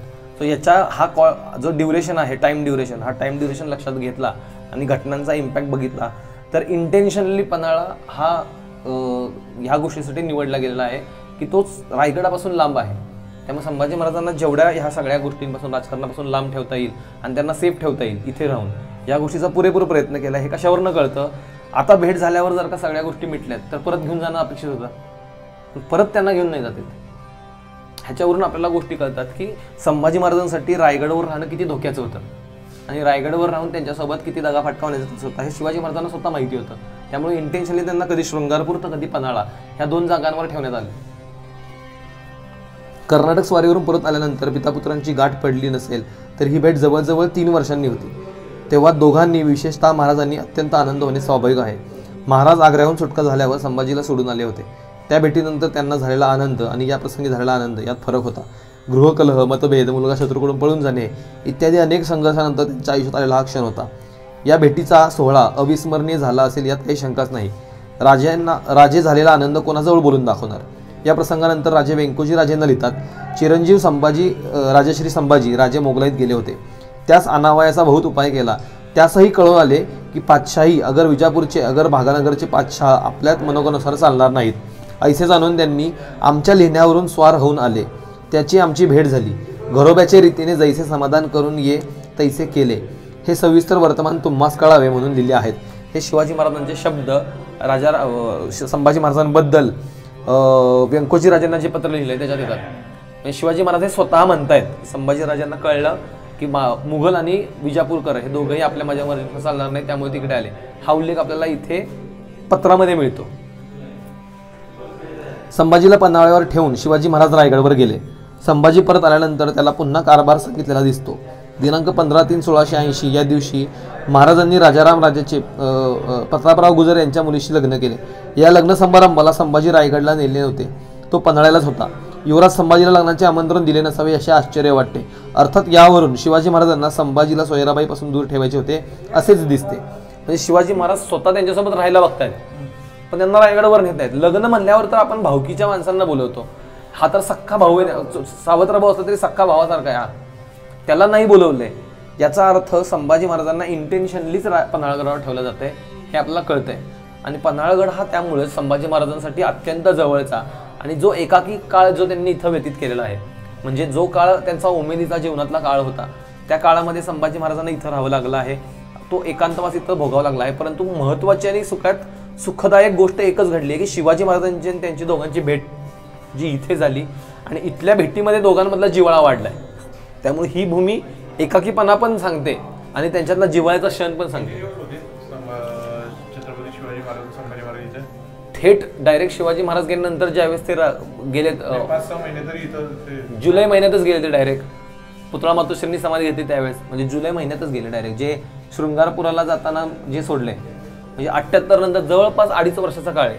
नाही संभाजी महाराज आणि छत्रपती शिवाजी महाराज इथं किती दिवस होते? 2 महिने सांगितलं जातं. 2 महिन्याचा काळ सांगितला जातो. कारण का इथं बाकी इथे आपल्याला वेळ दिलेली आहे. आपले म्हणजे 6 महिने गेले म्हणून मी म्हटलं की नाही शिवाजी महाराजांचा हे सोबत. आता यांनी पण बघा, यांनी पण इथे वेळ दिलेली नाहीये पण लग्नाची तारीख दिलेली आहे 15/3/1680 दिली आहे. लग्नाची तारीख आपल्याकडे आहे ज्यावेळेस शिवाजी महाराज तिकडे असल्याचा आपल्याकडे उल्लेख आहे. म्हणजे ती तारीख मिळते आणि संभाजीराजे पन्हाळ्यावर कधी आले, शिवाजी महाराज पन्हाळ्यावर कधी आले ह्याची तारीख मिळते. म्हणजे 13/1/1680 रोजी पितापुत्रांची भेट झाली ह्याची तारीख आहे. म्हणजे जानेवारी महिन्यात दोघांची भेट झाली आणि मार्च महिन्यात लग्न झालंय. 6 महिने कसे होतील? 2च महिने. 2 महिने पण कमीच पकडायचे. सांगितलं ना की 6 महिन्यांचा सहवास होता. 1 महिना निश्चित, त्याच्या पुढे वर खाली आपण पकडू. पण ह्या 2 तारखा आपल्याकडे आहेत ना, पुरंदरवरून इथं आल्याची आणि लग्न झाल्याची. लग्नाच्या वेळेस तिथंच होते. बरं आदल्या दिवशी नसतील गेले लग्नाला, आपण म्हणून आठवडाभर तरी आधी गेले असतील. म्हणजे मार्चच्या पहिल्या आठवड्यात गेले असतील आणि इथं भेट मिड जानेवारीमध्ये झाली आहे. 2.5 महिन्याचा काळ येतो, आपण पकडायचा 2 महिने. जानेवारी अर्धा, फेब्रुवारी पूर्ण आणि मार्चचे समजून घ्या पहिले 5 दिवस. म्हणजे सगळं मिळून 2 महिने, पावणे 2 महिने. समकालीन कागदपत्रावरून 1680 साली जानेवारी महिन्यात महाराजांनी संभाजीला फ्रेंचांची वाटेकाठी करण्याचा अधिकार दिलेला दिसतो. फ्रेंचांच्या बोटी राजापूर बंदरात नांगरून पडल्या होत्या. त्या बोटीतून कोणी बाहेर पडताना दिसले नसल्यामुळे ती जहाजे एखाद्या खाजगी व्यापाराची असतील अशी संभाजीची समजूत झाली. या बोटीसंबंधी संभाजीला माहिती पुरवण्यात आली नव्हती. या फ्रेंचांच्या बोटी आहे कळतात संभाजीने फ्रेंच कंपनीला सौजन्य दाखवण्यासाठी काही खलाशी बोटीवर पाठवले. ते तेथील व्यापार करण्यासाठी व काही हेतूने आलेले नाहीत असे सांगण्यात आले. त्यामुळे त्यांच्यापैकी कोणी किनाऱ्यावर आले नव्हते. परंतु पुढील काळात फ्रेंच व्यापारासाठी आले तर पूर्वीपासून फ्रेंच आणि मराठे यांच्यात चालू असलेल्या मैत्रीला फ्रेंच गुप्तरीतीने शिवाजी महाराजांना शस्त्रवृत्ती पुरवत असत. पुन्हा उजाळा मिळाला असेल असे फ्रेंचांनी सांगितले. या मजकुरावर दिनांक 13 जानेवारी 1680 ही तारीख आहे. संभाजी आणि शिवाजी महाराजांची भेटही त्याच दिवशी झाली होती. ज्या दिवशी भेट झाली आहे त्या दिवशी संभाजी महाराज फ्रेंचांशी मराठी साम्राज्याचा अधिकारी म्हणून बोलत आहेत, याचा अर्थ इथं आल्यानंतर लगेच कामाला पण सुरुवात आहे. एका दिवसातच म्हणजे शिवाजी महाराज आल्यानंतर त्या दिवसातच, म्हणजे ते आलेले 21 तारखेला 21 डिसेंबरला, तो काळ आणि हा काळ येईपर्यंत, जानेवारीचा काळ येईपर्यंत यांच्याकडे सगळे अधिकार पण आले. याच्यावरून आपल्याला एक लक्षात येतं की त्यांच्याकडं आल्यानंतर कुठला गिल्ट नाहीये जास्त, किंवा जास्त त्या गोष्टीचा पश्चाताप नाही करत बसते, डायरेक्ट कामाला सुरुवात आहे. याच्यावरून आपल्याला काही गोष्टींवरचा जो प्रश्नचिन्ह आहे तो इथं अधोरेखित करता येतो आणि त्या जागेची साक्ष आपल्याला पन्हाळगडामुळे मिळते. वाचनातून आपल्याला समजलंच होतं की संभाजी महाराजांनी त्यांचं जास्तीत जास्त आयुष्य व्यतीत केलेला हा किल्ला आहे. म्हणजे उमेदीच्या आयुष्यातला जो काळ होता महाराजांचा, त्या काळातला बराच काळ त्यांचा पन्हाळा किल्ल्यावर गेला आहे. आणि या किल्ल्यावरचा इतिहास आज समजून घेताना ही गोष्ट लक्षात आली की आपल्या पित्याच्या प्रती असणारी जी आदराची भावना आणि त्याच्या भेटीसाठी त्यांनी जो काय स्वतःच्या मनाला संयम राखला, ती गोष्ट आज खूप चांगल्या पद्धतीने आज पन्हाळा किल्ल्यावर शिकायला मिळाली. आणि शिवाजी महाराज आणि संभाजी महाराज यांनी एकत्रित साधारण 1.5 ते 2 महिन्याचा काळ या किल्ल्यावर दक्षिण दिग्विजयानंतर एकमेकांच्या सहवासात घालवला. आणि तो काळ घालवायच्या आधी दोघांमध्ये म्हणजे खूप मोठी अग्निपरीक्षा होती संभाजी महाराजांच्या आयुष्यामध्ये. कारण शिवाजी महाराज दक्षिण दिग्विजयावरून आल्यानंतर पुरंदरवरून संभाजी महाराजांना भेटायला पन्हाळ्याला आले आणि त्याच्यानंतर तो 1.5 महिन्याचा त्यांचा सहवास, याच्यामध्ये बऱ्याच काही गोष्टी घडल्या. आणि त्या गोष्टींमधून आपण संयम कसा ठेवला पाहिजे, एखाद्या आयुष्यात जर आपल्याला अडचण येत असेल तर आपण आज लगेच चिडतो किंवा व्यक्त होतो, काहीतरी वेगळी गोष्ट करतो, तर त्या गोष्टी कशा करू नयेत आणि त्या गोष्टींप्रती संयम कसा राखावा आपल्या आयुष्यात, या गोष्टी या किल्ल्यावर येऊन शिकायला मिळाल्या. प्रत्येकानं इतिहासाचं वाचन करताना एक क्वेश्चन मार्क स्वतःच्या मनात ठेवला पाहिजे की आज जी गोष्ट वाचतो आहे आपण, त्या गोष्टीला दुसरा उद्या कुणीतरी काउंटर करणार आहे. मग ती गोष्ट जर काउंटरच होऊ शकत नाही आहे तर ती गोष्ट क्वेश्चन मार्क ठेवूनच म्हणा, जोपर्यंत आपल्याला पुरावे मिळत नाहीत तोपर्यंत ती गोष्ट क्वेश्चन मार्क ठेवून त्याचा अभ्यास आपण सतत चालू ठेवला पाहिजे. आपण जे आज म्हणतो की संभाजीराजे मोगलांना जाऊन मिळाले होते, बखरवाले पत्रव्यवहार, हे प्रत्येकाचा ह्याच्यात वेगळे पॉईंट आहेत. समकालीन एकसारखं लिहिलेलं कुठल्याही बखरेत आणि कुठल्याही पत्रव्यवहारात नाही आहे की काय कारण होतं तिकडे जायचं. काही लोक म्हणतात की शिवाजी महाराजांनी जायला सांगितलं, काही लोक म्हणतात की संभाजी महाराज चिडून गेले, ग्रहकलह होता. तर ते आपण एक आपल्या स्वतःच्या मनात क्वेश्चन मार्क ठेवून जर त्याचा अभ्यास केला तर त्याची उत्तर आपल्याला निश्चितच मिळतील. आणि जर मिळत नाही तर ती उत्तर आपण कशी शोधली पाहिजेत याचा विचार करून आपण पुढे गेलं पाहिजे. कारण आपण लहानपणापासून संभाजी महाराजांच्याबद्दल ऐकत आलो की संभाजी महाराज तापीट होते, गर्विष्ठ होते, चिडायचे एकदम आणि लढाया. ह्याच्या व्यतिरिक्त संभाजी महाराज आपल्याला कधी बघायलाच मिळालं नाहीत. संभाजी महाराज किती भावुक होते, राजकारणात किती हुशार होते, वेगवेगळ्या क्लुप्त्या, पोर्तुगीजांशी असलेले संबंध, इंग्रजांच्यावर डच फ्रेंचांच्यावर असलेली वचक, या गोष्टी आपण आपल्या इतिहासाच्या दृष्टीनं आपण कधी आपल्या अभ्यासातच आलेल्या नाही आहेत. या गोष्टी पण मुलांच्या अभ्यासात इथून पुढे आल्या पाहिजेत, या दृष्टीनं आपल्याला सगळ्यांनाच काम करावं लागणार आहे. पन्हाळगडावरती शंभूचरित्र वाचल्यानंतरून शृंगारपूर निघताना आम्हाला आंबा घाटातून अनेक अडथळे, अनेक स्ट्रगल करत आम्ही घाट उतार झाल्यानंतरून देवरुखवरनं इथपर्यंतचा प्रवास खूप भयानक होता. भयानक म्हणण्यापेक्षा की गुगल मॅप टाकल्यानंतरून आम्हाला इथनं देवरुखपासून इथं 28 किलोमीटर दाखवलेलं होतं. 28 किलोमीटरचं अंतर दाखवताना मॅपनुसार आम्ही येत असताना इतका भयंकर रोड होता की त्या रोडमध्ये एक सुद्धा माणूस हे नव्हता, पायवाट होती. पायवाटेवरनं 2 व्हीलर आणताना आमच्या गाडीची ॲक्सिलेटर वायर तुटलेली होती. इतका भयानक प्रवास म्हणजे आयुष्यात आम्ही अनुभवलेला नव्हता की जंगलातून पूर्ण प्रवास होता. एक कुणी पण इकडे येत असताना गुगल मॅपनुसार देवरुख ते शृंगारपूर हा प्रवास करीत असताना संगमेश्वर मार्गाने करावा हीच एक विनंती करतो.